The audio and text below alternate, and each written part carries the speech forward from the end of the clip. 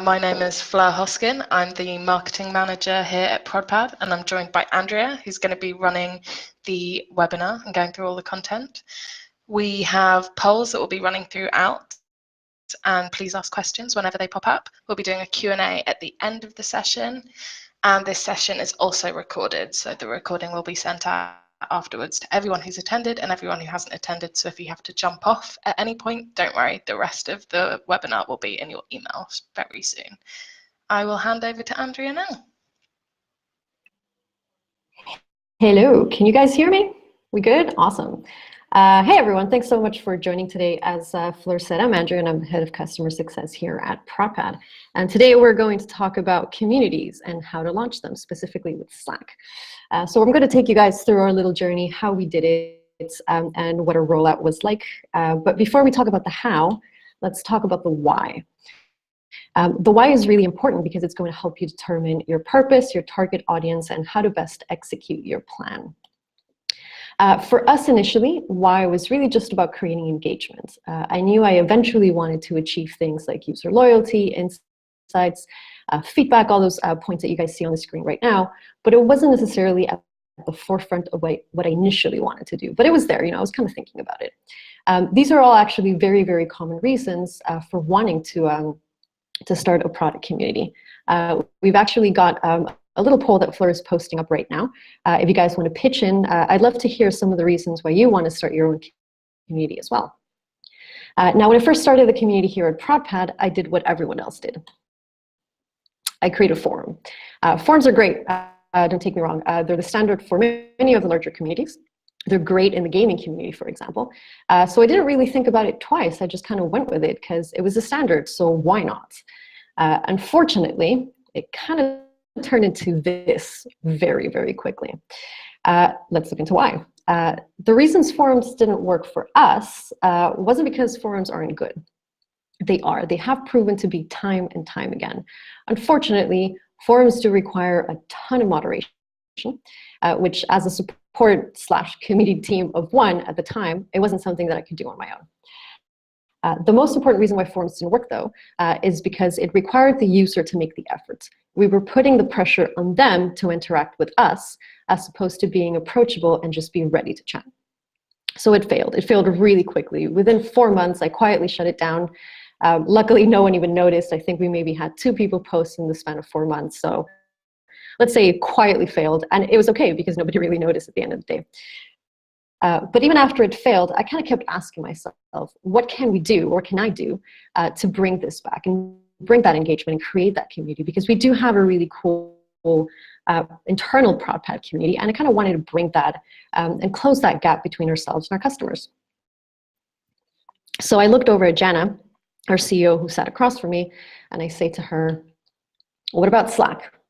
And she kind of looked at me suspiciously and said, okay, what about Slack? And I just kind of hummed to myself quietly, didn't answer. And then 2 weeks later, I brought it up again. And she fired back with all these questions like, how are you going to moderate it? How is this any different than the forum? Are people going to engage? How are they going to engage? How will you manage it? And this went on for at least 2 or 3 months, let's say, where I constantly came back to the same question. But my answer to everything was a blank stare that looked a little bit like this. I really had no idea what I was doing. Every time that Jan asked me a question, I didn't know how to answer. Granted, these questions were, worth it. They were something that needed to be asked. And the reason why I had no idea what I was doing is because nobody had created something for a product community. There were really a few communities around interest, like Mind the Product, which is one of the most active communities I'm part of. But this was a different. We were going to be talking to clients, and clients would be talking to us, and they were going to be talking to each other. And all of this was happening in real time. So those things that I had to consider were community moderation.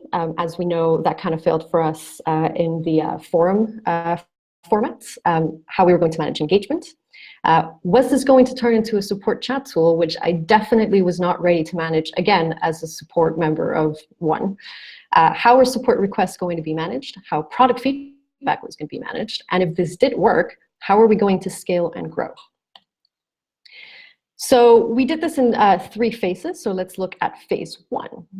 This first phase lasted about 4 months, and it involved inviting only key clients. By key clients, I mean people we talk to on a daily basis, whether it was on Facebook or Twitter or even through our support channels.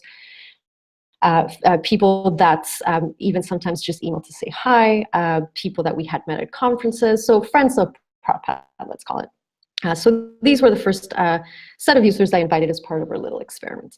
And once we saw that people were engaging and it was taking off, we launched phase 2.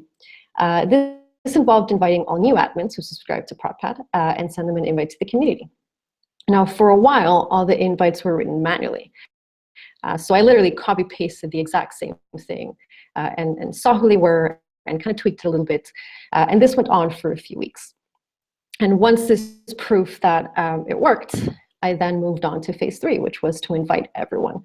The emails are now automated and they fire out once the subscription activates. So it no longer requires manual moderation for me, which has definitely made my life a little bit easier. Now, through all of this, we had what I like to call some happy accidents or happy side effects. So I like to kind of guide you through those. And these are things that I didn't even consider once I launched the community, by the way. Now, in terms of community moderation, which was the first thing that we were looking at, it was definitely at the forefront of everything. Luckily, Slack just kind of took off and allowed our users to help other users, which is fantastic, and it's definitely what we wanted to see. We have some of our pro users who are more than happy to jump in and help and troubleshoot issues, simply because they can. I mean, they're really not getting anything out of it, just them, being great people. I don't think there's a better testament to customer loyalty and happiness than when a customer is actually willing to take a minute or 2 off their day to help someone else. And the other great thing that happened is the entire ProdPad team is actually involved and is available to chat. And I mean everyone, from our CEO to our developers. And that even happens when I'm not around, so it doesn't require me to be around. And here's a really cool example. So this is Danielle, our UX developer, and here she is answering a question about our roadmap. And that's really great to see. She just jumped in and helped someone even though I wasn't around. So thank you, Danielle, if you're watching. Thank you for helping out. Side effect number 1 of all of this is it led us to be a customer-centric team. So our entire team is involved. They have visibility and they have access to speak to our clients. And it kind of adds a little human touch to everything, and definitely has helped us kick off some great conversations internally as well. The second point for us was engagement. The main reason this worked is, again, almost everybody uses Slack, right? It wasn't something, it wasn't a rogue app that no one had ever heard about. It doesn't require any extensive sign-up process or apps that you have to have some sort of single sign-on with. It just kind of worked. Most of all, we've made sure that the community is a friendly and safe atmosphere. And I always say there's no such thing as stupid questions, and everyone is happy to just start up a chat. We've even had some friendships start out. So we have customers that are now friends with other customers, which is really, really cool to see. And this takes us to our happy side effect number 2, which is people are actually asking to join in. Compared to our previous community where no one even knew it existed or where it was or how to get there, people are actually emailing in asking to join if they've missed their emails, or asking if their team members can join, which is definitely a really, really cool thing to see. A couple other things that we hadn't really considered was, of course, around moderation, which is setting rules and expectations. We do have a bot called Winston, which is a little bot that I wrote myself and put it up on Heroku. So if I can do it, you guys can do it as well. And as soon as somebody joins in, it pings them a message and it tells them how to submit feedback, how to submit requests, how to find the ProdPad team members, and we all have a nice little gradient on our pictures alongside the logo. And of course, just reminds them to be kind to one another. In terms of product feedback, this is a really interesting one. So we have, we call them Proddy internally. Proddy is our, our little Slack bots. And all it requires is the user to type hashtag feedback with a little bit of text right next to it. And that automatically creates a piece of feedback in our own ProdPad account, which then allows us to triage it, link it to our backlog, understand the impact of the feedback against our product backlog, and then, of course, allows us to prioritize those issues better. The good news is that you guys also have access to this. We recently launched Prodi, actually it's ProdPad Slackbot, on Product Hunt. So if you want to get a hang of it, I'm sure Fleur can post the link to Product Hunt right now, so you can check it out on our page. And here you see an example of one of our customers submitting feedback, and we can even allow other people, other customers to vote as well. So it's pretty cool. I definitely recommend that you check it out. Now, in terms of support, we also have another bot, and this one allows our users to just type /support and submit their ticket requests. It even allows them to upload images and everything, which is really great. And everything is done through Slack. And here is, again, an example of that.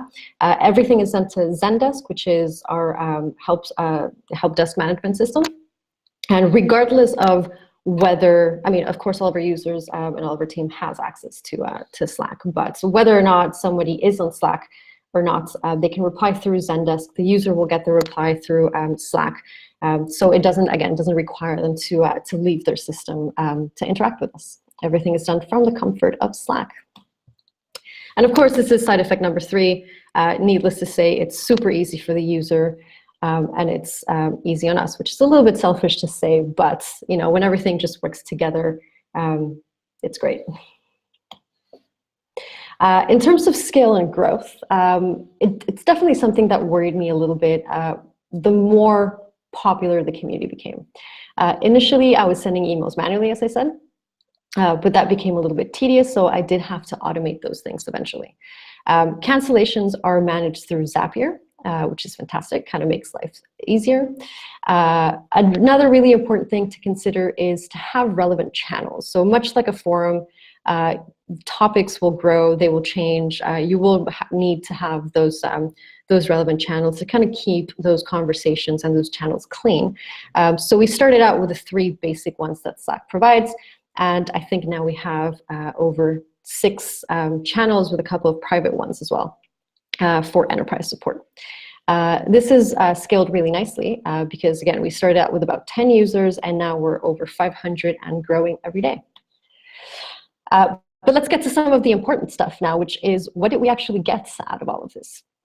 Number 1 is we reduced our churn. Our churn rate is now under 2%, and 90% of the customers in the community stick around simply because they have access to talk to us directly. And 15% of those users who are part of the community and cancel are actually saved. So we have the ability to actually prevent that churn just thanks to the community.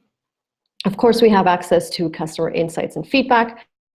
But in addition to that, we also are able to run user testing and sign people up for beta testing, which is not something we had done before.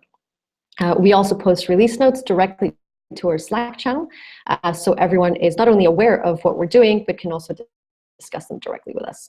And most importantly, of course, our customers are happy. Now on to side effect number 4, and this is a little bit of a selfish one, but I'm going to say it anyway, which is I have actually been able to talk to some really cool companies and help them launch their own Slack channels and their own Slack communities. So I have talked to Unbounce, Typeform, and Greenhouse so far. Some of you guys may be here. I'm really excited that you are.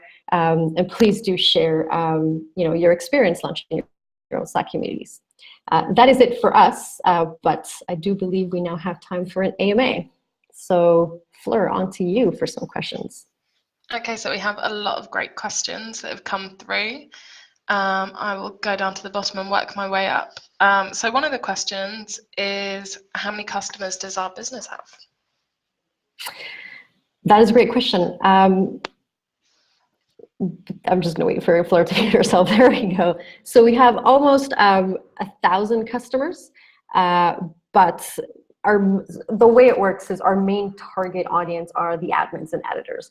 So those are the people that we want to engage with first. That being said, there are what we call reviewers, which are team members of the main users who do ask to join as well. So right now we have about, I want to say 550 or so community members. Now keep in mind that not everybody has access to Slack.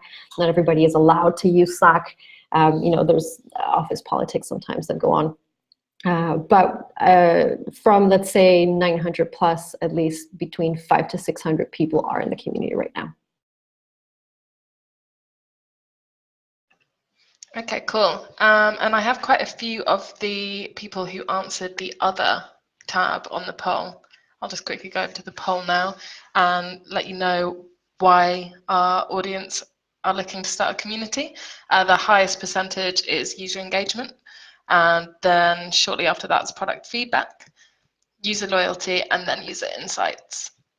And then some of the others that have come through are connecting customers doing similar work at the same scale, so another form of user engagement. Then we have offload some of the support costs, and expert users can intervene and help more novice users without requiring us to be involved in the field 100% of the time, which I think is an interesting one. Yeah, definitely. And that's definitely how it's worked for us. I do see a question that revolves around, do we monitor the Slack channel 24/7? The answer is no. Physically, we can't. We're located in the UK.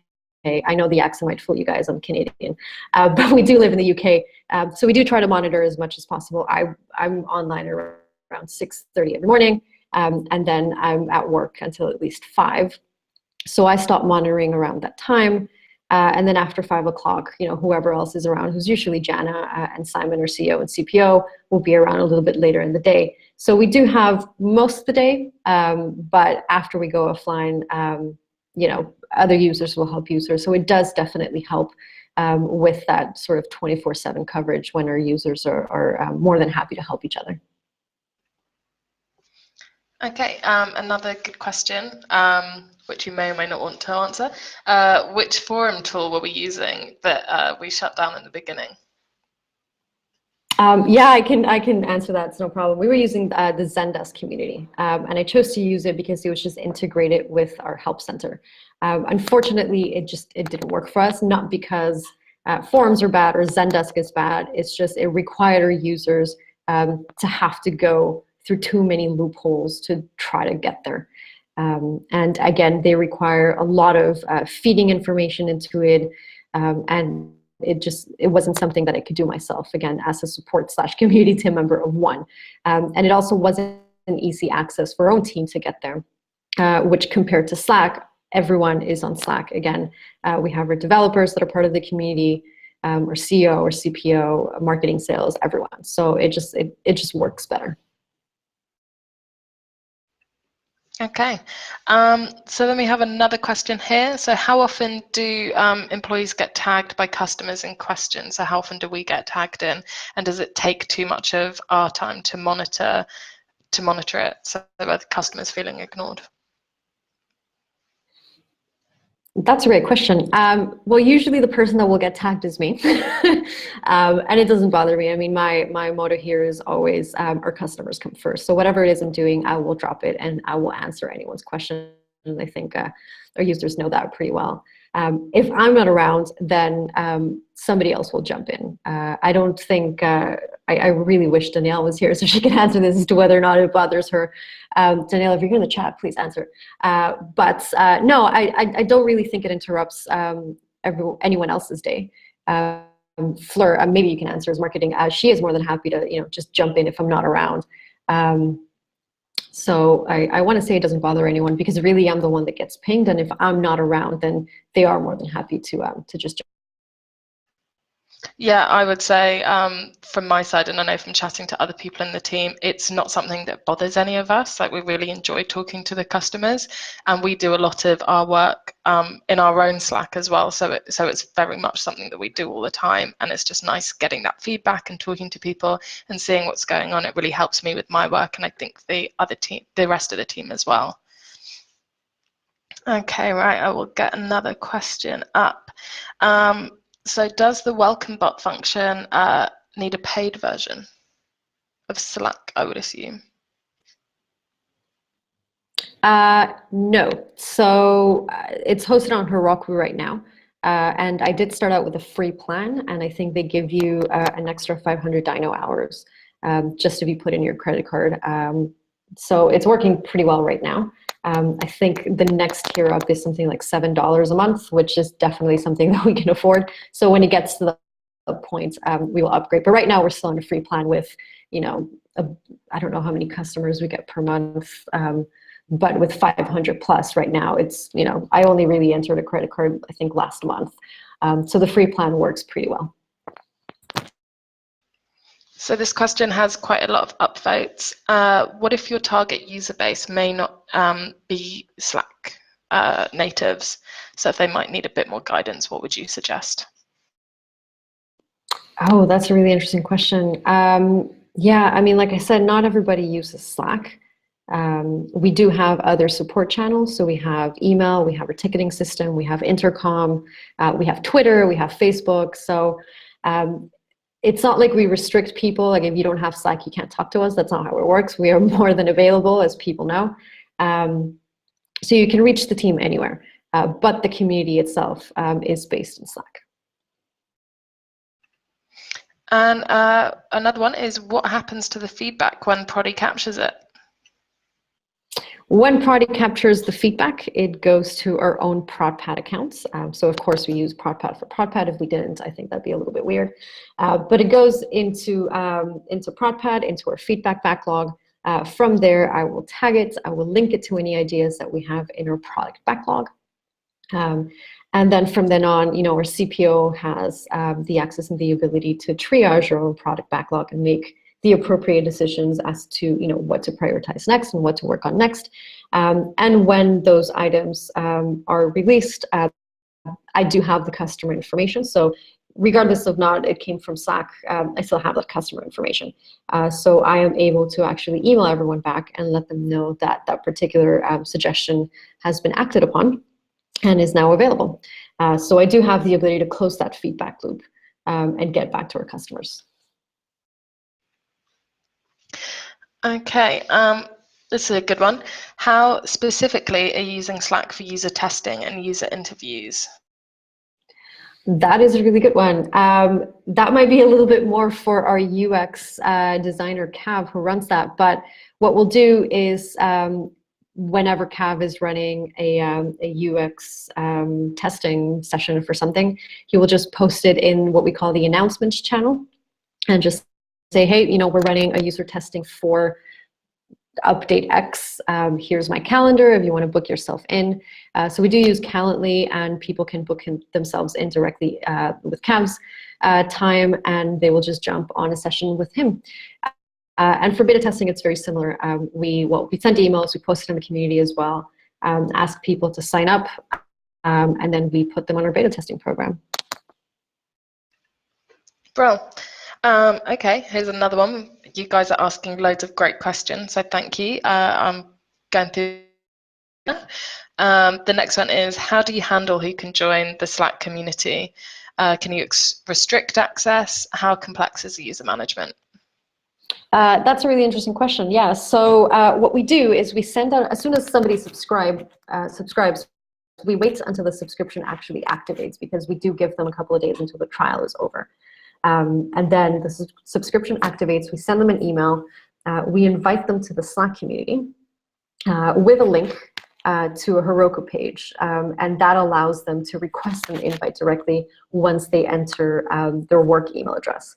That then sends them the invites. They can then log in. When the user cancels the accounts, or if they cancel the accounts, that then triggers a Zapier notice directly into a Trello board. The reason I had to do it like that is because I don't know if this has changed, but at the time, the Slack API didn't allow you to actually see the user's email address so that you could cancel it. It's this whole, you know, Zapier mess. It's not Zapier's fault, but it's just the way the API was built.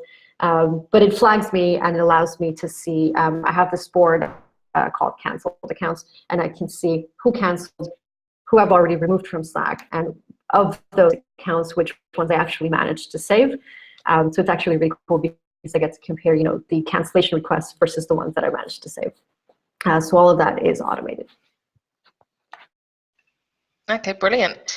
So another one is, do you include the Slack community information for new customers as part of the customer onboarding process? Oh, sorry, can you hear me now? Could you repeat it? Yeah, it is, do you include the Slack community information for new customers as part of the onboarding process? Yes, like I said, it is part of the onboarding process once the subscription becomes active. So as soon as they become an active quote unquote subscription, I send them sort of another courtesy email saying, hey, your account is now active. Here are a couple cool things that you can do. You can now join our community. I think it's join us on Twitter, I want to say. Here's a refresher on our master classes, I want to say are the 3 points that we email them. Okay, cool. I think you might have covered this before, but are you still using your traditional channels to receive product feedback and support requests? And do you believe that you will eventually replace them and just have Slack, or will they stay in place regardless? We do have all of our channels. So we have Facebook, email, well, Zendesk, Twitter, just live conversations with people. But no, there's absolutely no plans in replacing everything for Slack. Much like the way people learn, there's different ways to have conversations with people. There's different ways that people learn. There's different ways that people communicate. And I have no plans in just, siloing that into a single channel or a single way of doing things. That I think that'd be really weird. We want to make ourselves available, and we are really transparent about everything that we do.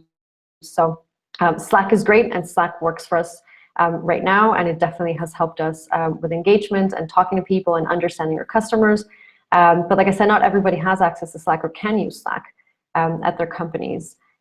So no, we will definitely maintain all of our other channels open and just keep those conversations going. Okay. And do we clean up old unused Slack channels over time?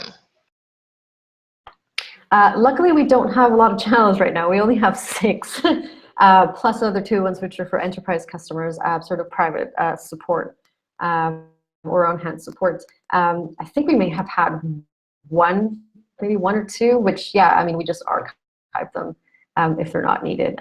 But yeah, right now it's working. But eventually, I'm sure, we might have a channel or 2. We'll see how we grow and how that scales. But I think that's a viable, option or reason or something to do.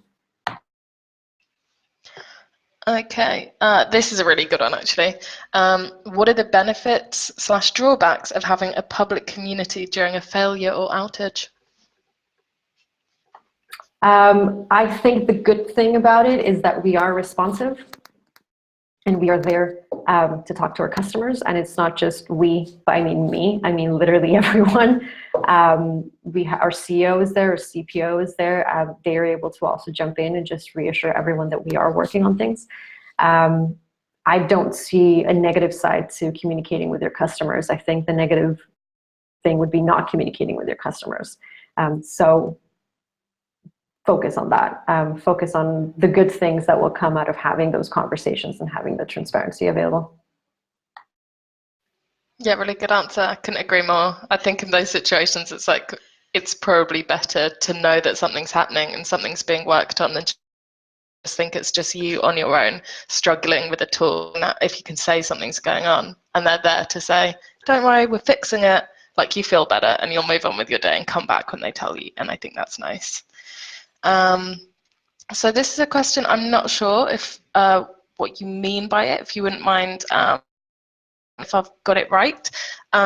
So it's, do we have Salesforce? And if not, do we think it would be an effective technique? So I assume it's for logging different problems that are going through as well. No, we use Pipedrive. So we don't use Salesforce, and that's our CRM.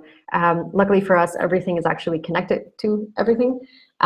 So all feedback, like I said, it does go to ProdPad, but it actually also creates a ticket in Zendesk.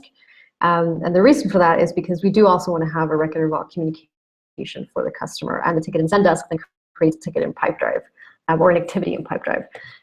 So we have a copy of everything everywhere just in case, because you never know. We just like to be overly prepared, overly prepared ProdPad. But yeah, all of our systems connect to each other. So, even if you were using or we were using Salesforce, you could probably achieve the same thing. Okay, cool. So I've got another one. I think it goes back to our welcome bot. Like, does this involve training users on how to use a community?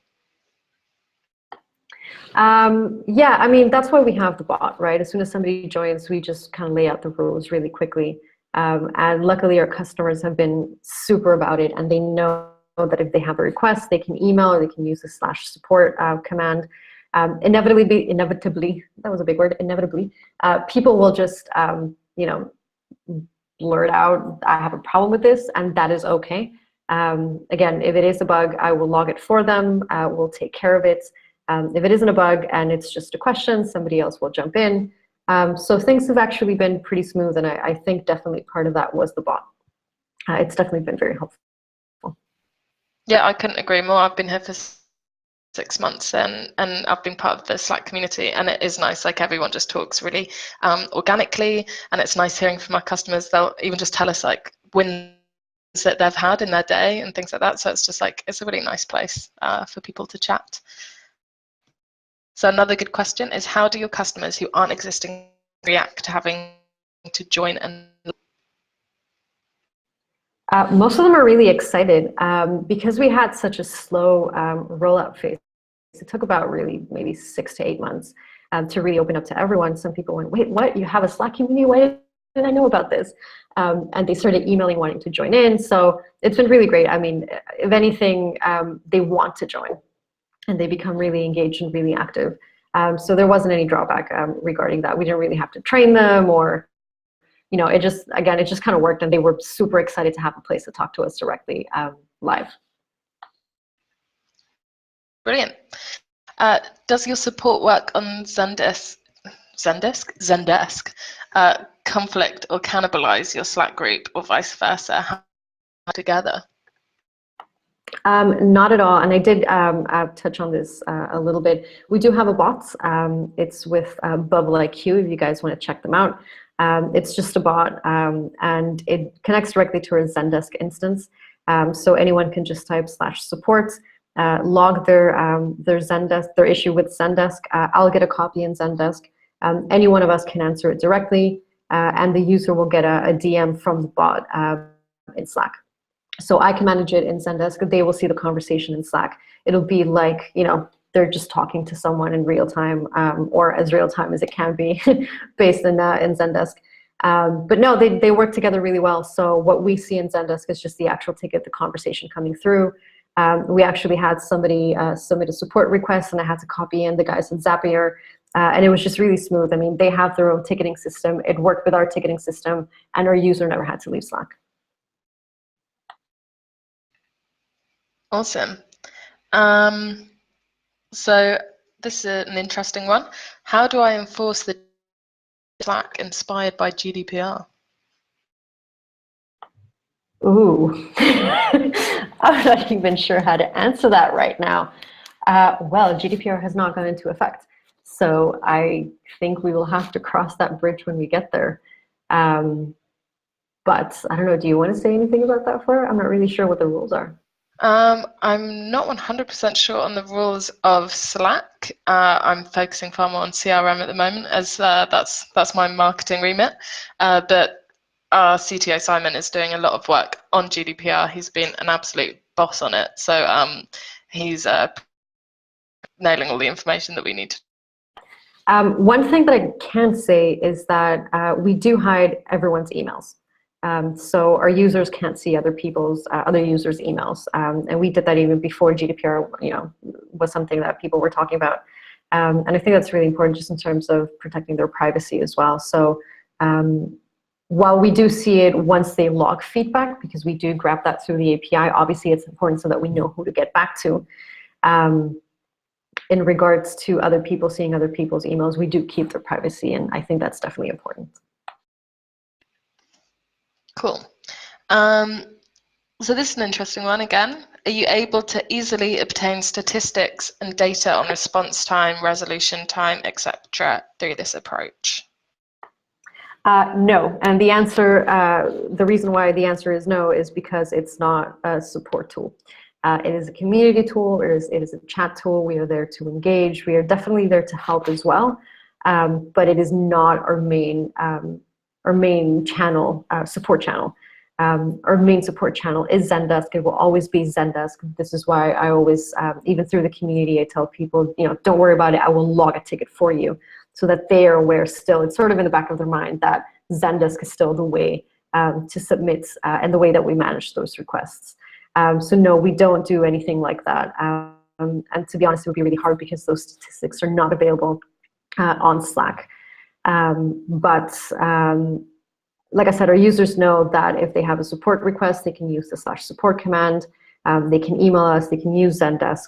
Our help center is actually available directly from our app. So there is a little widget thing that says get help. So I think it's pretty straightforward that they know they need to submit support requests through that. Cool. Is the community the same workspace for the staff and the customers? It is not. No, it is a different workspace. So I created an entirely different group. It's called ProdPad Talk. And we have a separate one for us, which is paid. So we have a paid account and then we have a free account for our community. Do you know what the percentage of your new Zen tickets are that originate from Slack? Ooh, out of the top, no. I'm sorry, I don't know the answer to that. It's not that many though. Like I said, I think we're just really, really lucky that product managers are on top of things and they know that they just need to do it through the support channel. We do have a handful of people that use and love it, and that's great. But no, I wouldn't be able to tell you exactly how. There's a handful of them. It is available if needed, which is the great thing. And people do use it, but I'd be lying if I gave you a stat right now, and I don't want to do that. Yeah, very good. Don't lie. Okay, this is a really good one actually. How do you ensure that you have one voice when you reply, so that everyone is aligned on the topic? Do you set rules internally for how to reply? Do you need to discuss a solution beforehand? Those are a lot of questions. I'll try to answer those one by one. In terms of voice, no, we're just happy-go-lucky people. That's our voice throughout everything. I mean, we're just really honest. We laugh at ourselves. That's just the way we are, and that's sort of our own I hate using the word internal culture, but yeah, basically we're just really cool. We're just really cool. Now I'm just sounding snotty about it. But no, there aren't any rules. If you have the answer, jump in, please help. That's really our only role. Our customers come first. In terms of discussing answers, sometimes we do. Yeah, absolutely. We will discuss that in our own channel, in our own group. Again, I don't know if I mentioned this, but Prodi also submits a copy of all feedback that is submitted on any channel. So whether it's Slack or Zendesk or Twitter or whatever, a copy of the piece of feedback is added into a feedback channel in our own instance.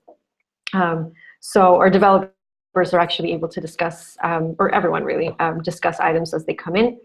So if something does come in, they are more likely to see it directly in our own ProdPad group, our own ProdPad feedback channel.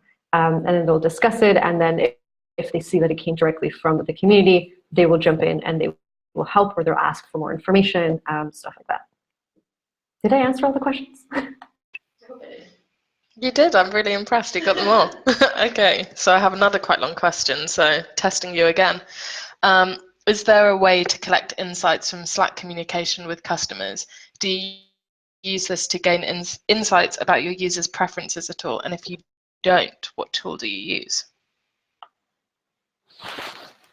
I don't know how to answer that. I mean, we use ProdPad. So again, everything gets copied into ProdPad. We have the ability to discuss it, again, in our own feedback channel. Within ProdPad, everything gets linked to our own backlog. And that's really powerful because it allows us to understand our backlog aside, based on all the prioritization things that we do, like, quick wins and impact and effort, but also based on what we call customer desire. So understanding what our customers are saying and why, which is, I think, more important than, how popular a particular feature is.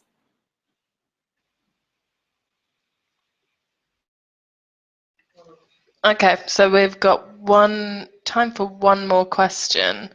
Let's have a look. Make it a good one, right? The pressure.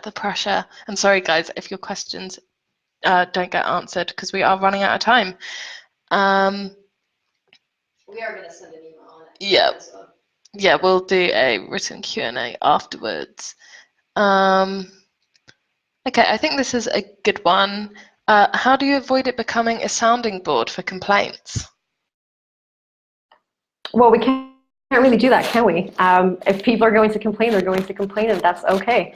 Again, it is an open channel for our customers to talk to us. And if there are complaints, then I guess we better, take care of them. That's the whole point, is we are there to help. And I think there's nothing more powerful than having your entire team be able to jump in and address those issues. So again, I don't think anyone here at the ProdPad team sees complaints as a bad thing. It's a way for us to understand where customers are going through and how to improve, our product and our services and the way we communicate with people.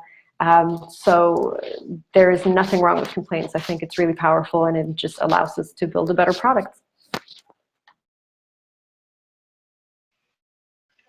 Okay, well, that's great. And it's all we've got time for today. Thank you for all your amazing questions. We will make sure to answer any unanswered ones shortly. So yeah, I hope you have a great rest of your day, and we'll send the recording out shortly. Thank you very much, guys. That's bye from us. Thanks, everyone.